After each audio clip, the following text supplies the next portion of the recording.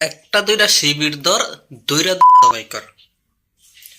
এই স্লোগানটা আজ থেকে 6-7 মাস আগে কিন্তু আহ, ব্যাপক শোনা শুনছেন আপনারা।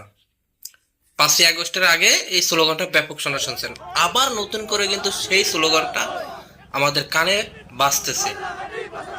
যেখানে 6টা মাস যায় নাই ঠিকভাবে, 6টা মাস না যেতে আবার সে একই স্লোগান। তাহলে কি বোঝা গেল? যে কুকুর আগেরটাই, শুধু কালার চেঞ্জ, তাই তো? আচ্ছা, আরেকটা কথা, সেটি হচ্ছে, আগে আপনারা ঠিক করেন আসলে আপনাদের বক্তব্যটা কি, আপনাদের অভিযোগটা কি। যারা শিবিরকে অভিযোগ দিতেছে যে শিবির ছাত্রলীগের লুঙ্গির তলে ছিল, এবং কি আবার আরেকজন একই দলের কিন্তু আরেকজন অভিযোগ দিতেছে যে শিবিরকে ছাত্রলীগ পিটাইছে, শিবিরের ঠিক কথা তারা পিটায়া।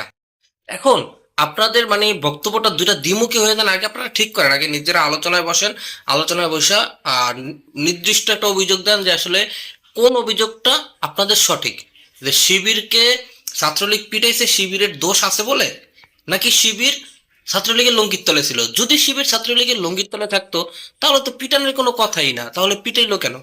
আবার যদি আপনারা স্বীকার করেন যে শিবিরকে ছাত্রলীগ পিটাইছে শিবিরের দোষ আছে বলে, তাহলে তার লঙ্গির তলে থাকতে পারে না।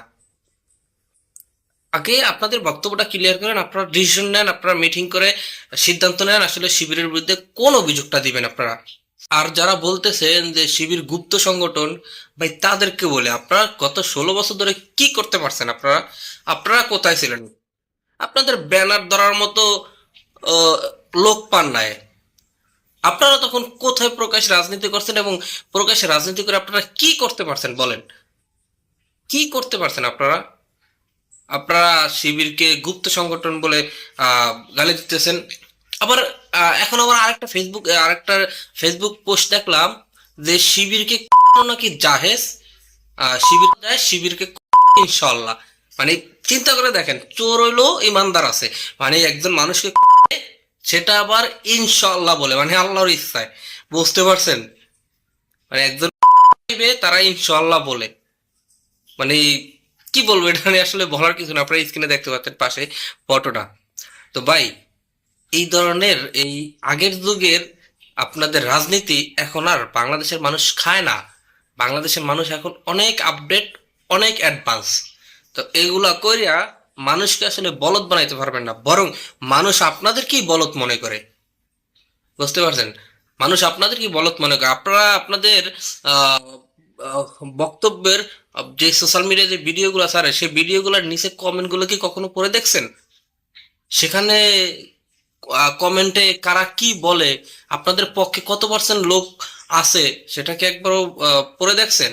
ওই আপনাদের ক্যামেরার পিছনে সামনে সাংবাদিক, তার পিছনে আপনি বক্তব্য দিবেন, তার পিছনে 2, 4, 5 জন 10 জন, বা সামনে 2, 4, 50 জন থাকা আপনাদের জনপ্রিয়তা হয়ে গেছেন ভাই।